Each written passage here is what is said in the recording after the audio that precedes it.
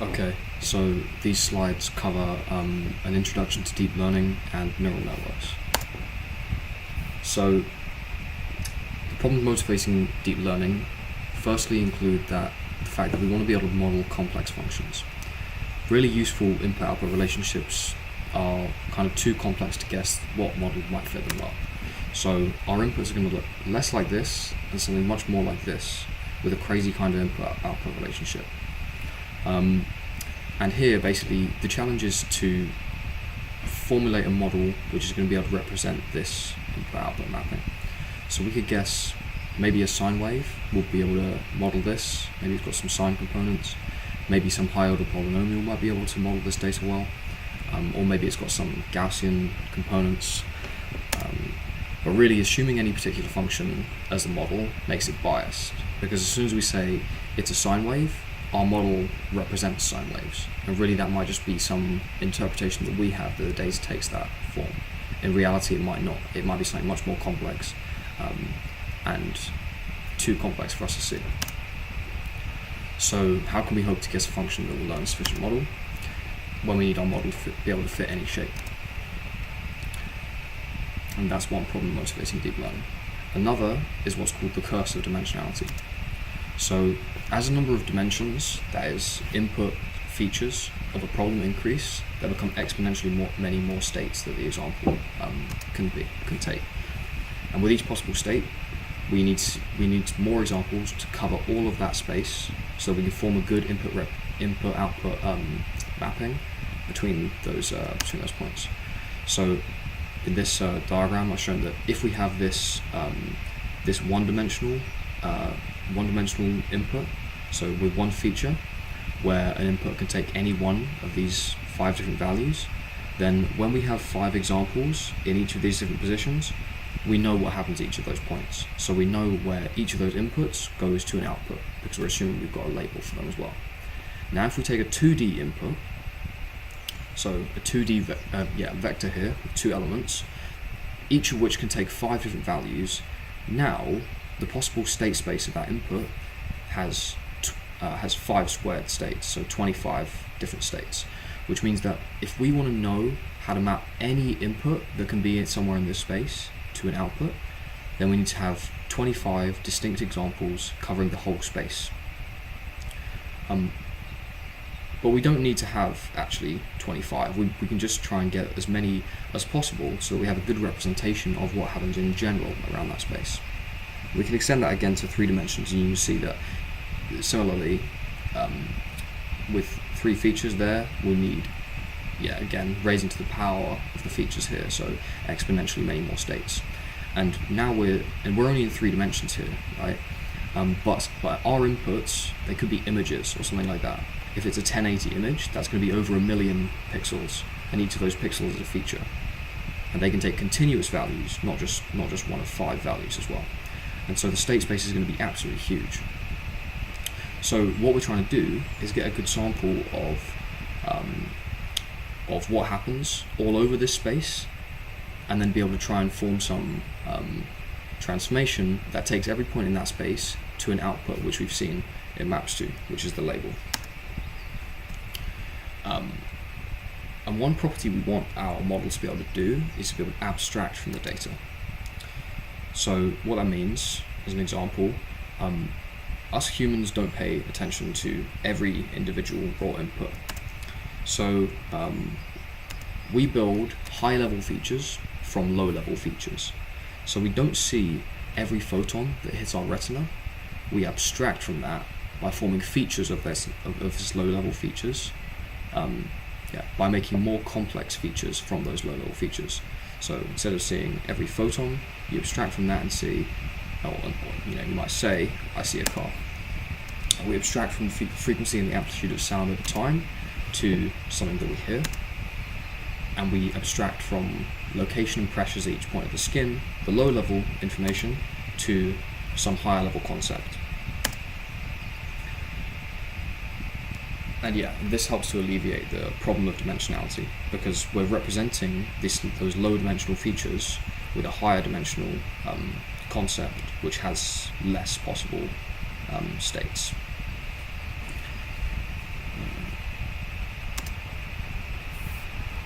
Yeah, and that's a property we want our models to have too. We want to be able to extract from the data. Just to make that concrete, when we're saying, so for example, location and pressures at each point on the skin, there's so many possible permutations of what that could look like, but so many of them actually will map to this singular high level feature. It's the same thing, it's just been abstracted from. Sorry. So, now to model complex transformations, we're going to have a look at some of the models which we can use for deep learning. So the models we've seen so far, like logistic or linear regression or support vector machines, are only applying one transformation to the data, that is to transform it from its input to its output. And we want to be able to model extremely non-linear relationships where one simple transformation, regardless of whether it's linear or non-linear, is probably going to struggle to capture the complexity of that mapping. But we can represent complex functions by repeatedly applying simple functions. Any complex function is only really going to be able to consist of simple arithmetic and other functions that you can apply to it. So here I've drawn a diagram of a model which would be the same kind of thing you would use in linear regression, where what we have is an input x which has three features, and those are these nodes here, and we also have three learned weights, and these weights correspond to how much each of these features should contribute to the output. So our output, our prediction of the label y hat, where y is the label, which is 1D in this case, can be computed by this transformation. So wx, where w is this row vector of weights. So this y hat will be weight 1, which is along this line, along this arc, multiplied by x1, the value here, plus weight 2 times x2, plus weight 3 times x3. Sum those up, put them in here, and that forms our output. And that's just a simple linear transformation of our input, x. And what that is a linear combination as well, which means that if one of our inputs increase, then our output will increase proportionally to that, or it will change proportionally to that. It could decrease as well if there were a negative weight. And what these weights represent is the importance of each feature on the output. So to give the example of predicting house price, if we have feature 1 being the number of rooms, well then that's going to have probably a large positive weight. So a large number along this arc, because the number of rooms does contribute positively to the output. The more rooms we have, the more expensive the house could be, and that's going to probably vary it by a large amount. If the second feature, for example, is the age of the house, then that might actually, as that gets larger, it might decrease the value. So in that case, we can imagine, and this is just an assumption, but we can imagine that the weight 2 might be a negative value. So as this value increases, as the house is older, we subtract from our prediction. And we can imagine that perhaps our third feature is the age of the person who lived there before. And that, how old the person was doesn't really contribute to the price of the house. And so that weight 3, might be around 0.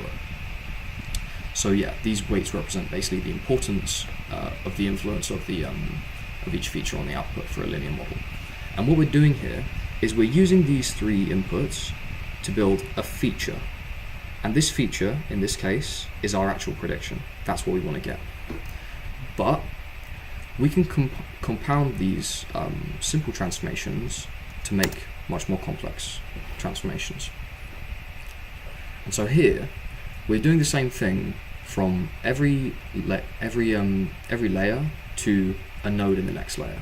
So this part is just the same as this, where we're forming one more complex feature from the inputs. But in this case, we're doing that in 3 different ways to form 3 more complex features from the raw input features. And then what we're doing is we're forming even more complex features from those features.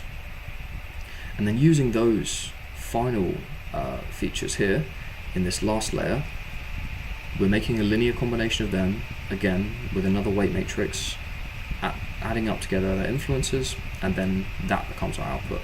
And our prediction, our y hat, would go there, which in this case would look like some transformation, some repeated transformation of different matrix multiplications. We'll see in a second that this isn't exactly the case, but it's basically what you can think of. We're compounding simple transformations to make more complex ones. So here's the however. Repeated linear transformations are equivalent to a single linear transformation. So if I've drawn this simple model here, drawn out all the weight matrices, you can see that if you expand the math of this, where we're applying our first transformation to our raw inputs, and then our second transformation on those features, we can see that if we expand these weight matrices, we end up with just one matrix like this. And that can be written as just one simple and single linear transformation. Which means that really all we're doing is representing a model like this with more parameters and wasting computation in finding out what these are. So in order to prevent this happening, we use activation functions. So activation functions are simply any nonlinear transformations that we can apply to the input of each hidden node or each unit in the model.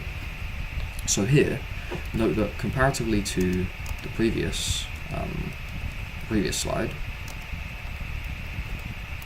when I get there,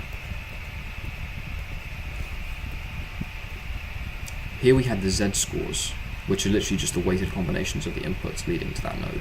So Z1 is W11 X1 plus W12 X2.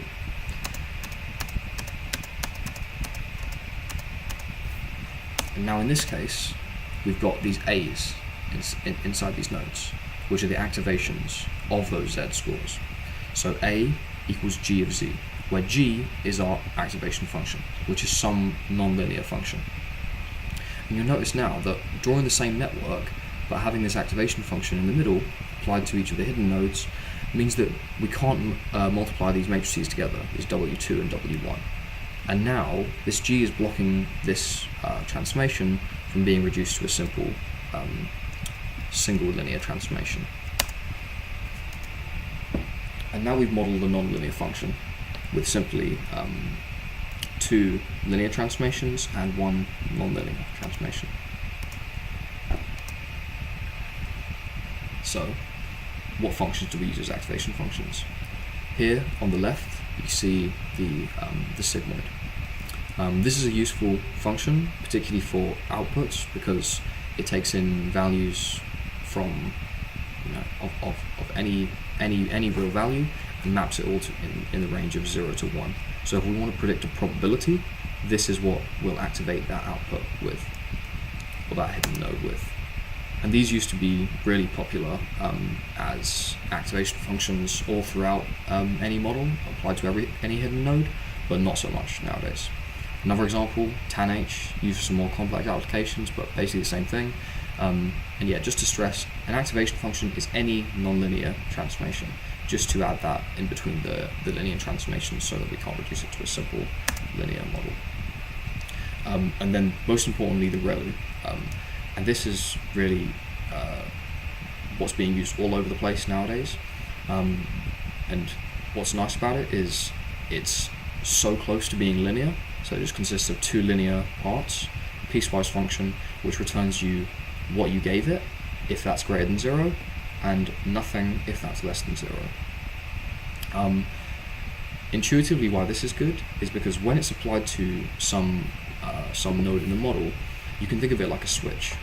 Beyond where the input to that node is greater than 0, it's going to return you something and say, yes, this feature is present, and its presence is proportional to the size of that value.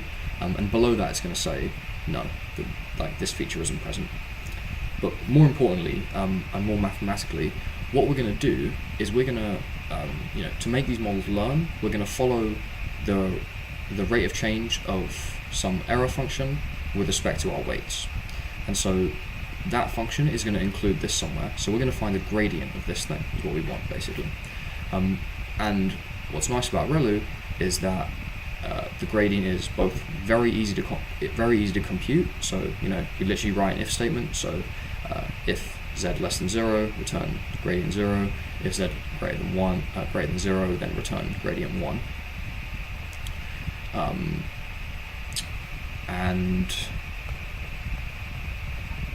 And yeah, so that means that whenever our input is positive, the gradient will always be constant, and it will always be 1, right? So why that's important is because if you look at the sigmoid, if we have a really large input to it, the gradient over this end is very shallow, and so the step size that we're going to update our parameters by, which is proportional to the gradient, will be really small. And so if your z comes in way off from the center, then your learning is going to be really slow because the gradient is low.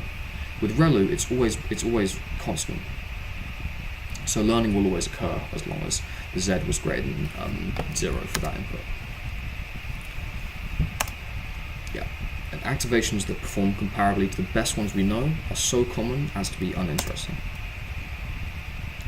And yeah, so comprehensively, here's a neural network.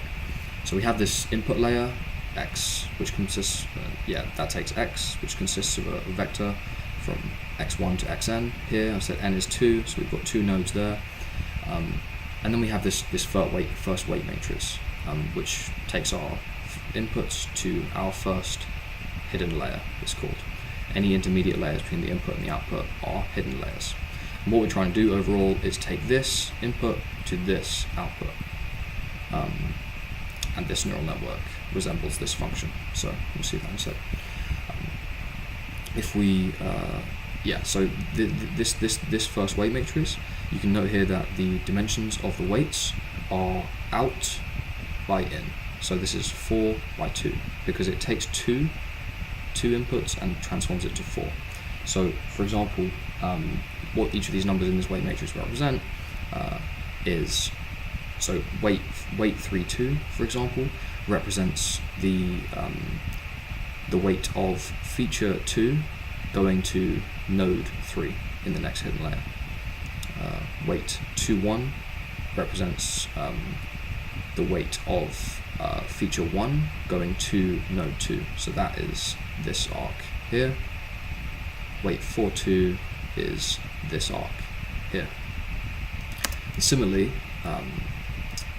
we continue with the matrix multiplications further on, and then they retain that same dimensionality out by in, so 4 outs, 4 ins here.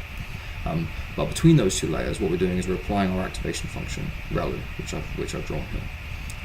Could be any of the others, it could be any other nonlinear transformation as well. And so we're taking those weighted combinations of our inputs, putting them into each of these nodes, and then applying this function. And then we're taking those activated values and then multiplying by them then by this weight matrix. So do the same again, multiply by the weights, activate, multiply by weights, activate, multiply, and then activate. And then finally in our output layer, if we're predicting a continuous output, then we could just say our output is some linear combination, some weighted combination of our inputs, which is, well, some weighted combination of our final layer. So just some terminology for that. Here's a neural network. It has 3 hidden layers, which are the layers between the input and the output. Each of the lines represents a weight, and those lines are also arcs. Each circle in this graph can also be called a unit, or a neuron, or a node on the graph. So we can also say that another thing is the width of each layer. And these two things, the hidden layers and the width of the layers, make up part of something called the network architecture. So that defines the shape and the size of the model, and also the capacity for it to represent certain functions. And so this here represents this function, and it just takes our input through here to our output, and that's called a forward pass. So we pass our data forward through the model to get predicted output. And these can be trained to model any function, but they need to have the capacity to do so. And by increasing the width and the depth of the models, we can increase the capacity. So just a simple demonstration of how these models can represent any continuous function. Let's say we're trying to model this relationship here between our input x and our hypothesis h. So if we zoom in, we can look at this seemingly continuous function as a piecewise function, right? So these are all just straight lines, and they just have slightly different gradients. Zooming in further, you can just see between two of them, right? So there's this point here where the gradient increases, but between the points where the gradient changes, there's just straight lines. And so the way we could actually model this, or what would actually be happening here when the function gradient changes, would be something like this. So at where our input is, where it just becomes greater than x1, then it starts to contribute a certain amount, which hence increases the gradient, to our output. And that's what would happen here. So ReLU only returns us something when it's greater than 0. So if x minus x1 is greater than 0, then ReLU is going to return something positive, not 0, and that's going to contribute to the output. The amount by which it's going to contribute to the output is this W1 multiplied by the difference of those two things in the case of ReLU.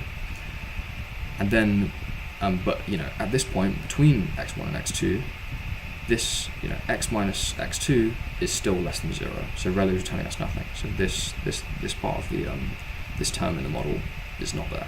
It's 0. But then when we reach x2, and when we pass it, x minus x2 becomes positive, and then ReLU starts to return us something, and W2 determines the gradient at which that changing increase output by ReLU affects the model.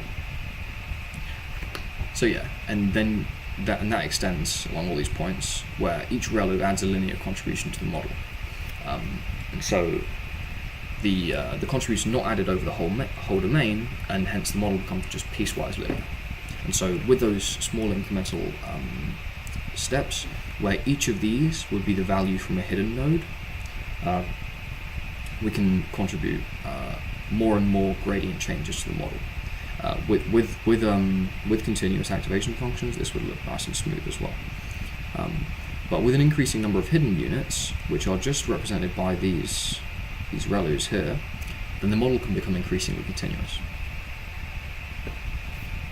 So how do we actually get these models to learn, to do something? How do we actually know what the weights are? That's the real question. Because we can dream up models that can represent things as complex as we want, but if we don't know how to parameterize them, then there's no point, basically. So I've drawn another model here, wrote the transformation it represents, and so what we're trying to do with it is take our input to our output, and then what we're going to do is see how bad our model is doing at the moment with its current weights, which we'll initialize randomly. And so depending on the problem, we can use different loss functions, these L's, to measure how bad the model is doing. So this L here, for mean squared error loss, would be for learning continuous data. So what we do is we take a batch of examples of size m, just average them, that's just an average, and for each of those, we make a prediction, h of x, and we'd subtract that, and we'd subtract from that the actual true label. So the difference between our prediction and our label, and then we'll square it, and then add that to the loss, and then average over the whole batch. So basically, as long as these two things are different, our prediction, which is output by our model, and our label, then this term is going to be positive, well, it's going to be non-zero, and then when it's squared, it's going to become positive. So as these two things diverge, this term becomes larger, this term increases magnitude, and the square increases the whole thing absolutely, and that contributes to the loss. So as our model gets worse, as our predictions stray from our labels, this will increase. Binary cross entropy is another loss function for categorical outputs. I'll do an explanation of that at some other point. But basically, we're computing how bad our model is doing with a differentiable function, which means that we can find the gradient of this L with respect to the different things which is functional, including our model, which is also a function of the weights, which is also fully differentiable, this model. So to learn, what we're going to do is we're going to find how each weight affects the error. So that is, find the derivatives of the loss with respect to each weight, like this. So to find how the loss changes with weight 3, we want to use the chain rule to just product together these derivatives, essentially cancelling out the denominators and the numerators, until we're left with the derivative that we want. And that is because stochastic gradient descent performs this update rule every step. So it takes what the weights are and it sets them equal to it's going to set, so it takes what the weights are here and it sets them equal to what they are minus alpha times that gradient, where alpha is the learning rate. So we're going to move in the direction of the negative gradient by some size which is proportional to the gradient. And this proportionality constant, the learning rate, as I said, controls the step size of those updates. So if this is large, then we'll make larger steps we'll make larger updates to the parameters. And that could be a good or bad thing, but I'll show that in another video as well about optimization. So note here where I've drawn these orange lines, parts of the equations reappear. So we've already computed them in the first step, and we can reuse them in the second step and make this whole computation more efficient. And this is called backpropagation. So we've done the forward pass to take our input to our output, and we can do the backward pass to pass our loss back to our input, computing the derivatives of all the weights in the way. And that's backpropagation. So one thing that neural networks do is build on features of features, as I said. So each output of each feature is a latent feature of the input, and a latent feature is just one, which is not present in the raw data. So the number of cars in this image is a latent feature because it's not what the raw pixels show you. You wouldn't be able to tell what this is from the raw pixels, but our abstraction of it tells us that there's one car in that photo. I can see a few wheels. So latent features are just ones that we don't observe directly. That is, by looking at the values of the raw data, they are things that we build upon, or that we build upon the raw features to find. So each layer here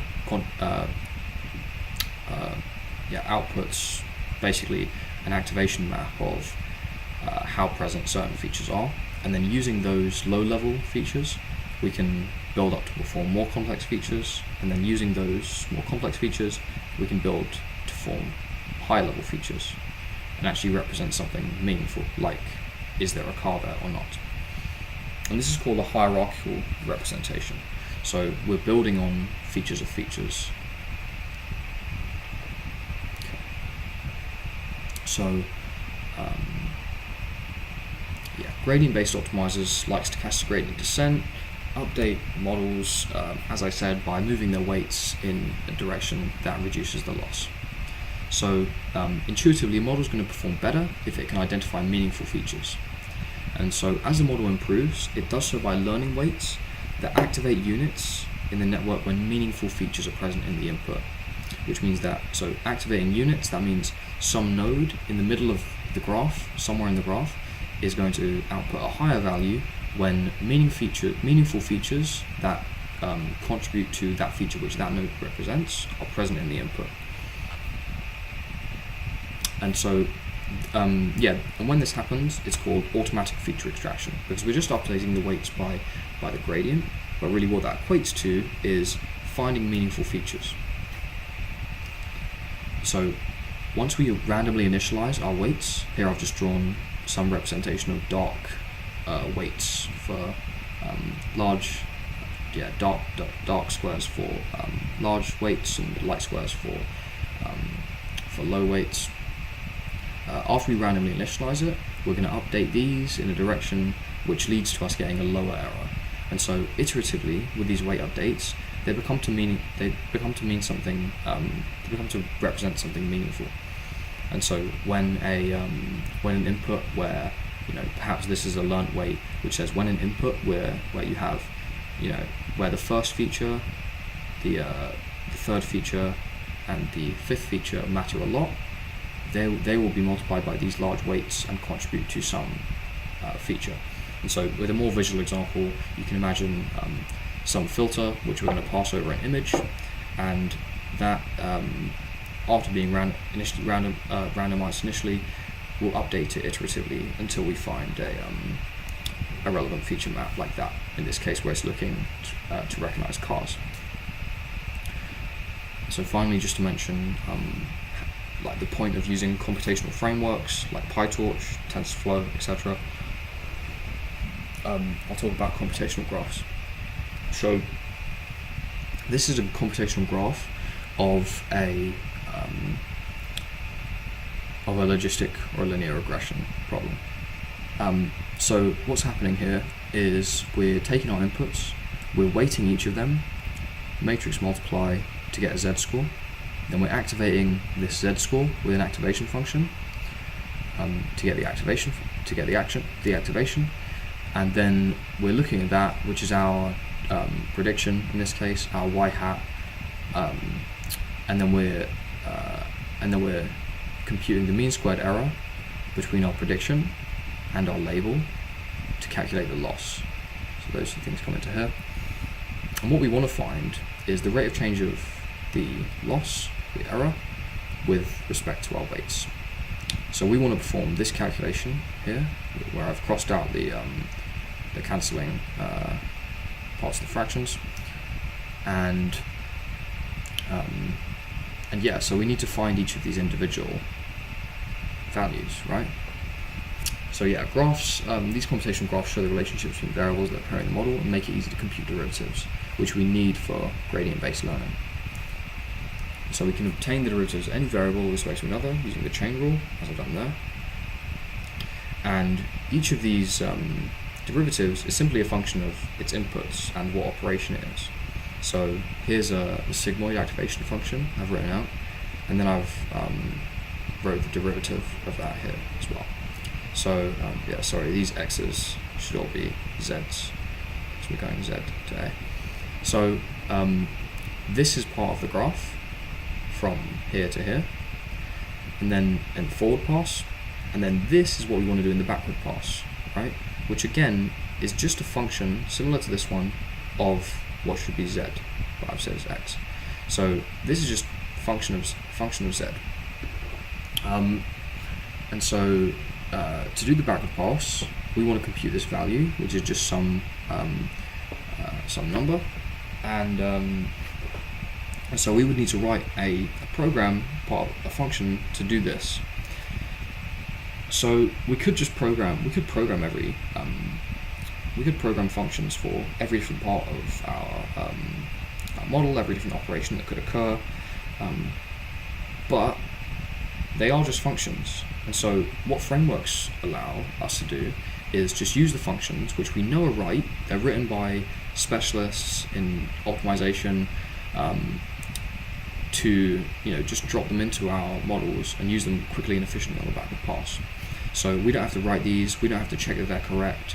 We can just basically keep track of how every node in our graph is generated, and then we can also store alongside those variables that are generated the gradient functions which generated them. So using that, we can do efficient backpropagation. And so that's why we're going to use computational frameworks, because they include loads of functions, both for forward and backward pass, where we don't have to worry about it, and it makes programming deep learning simple. Okay. All right, tune in next time.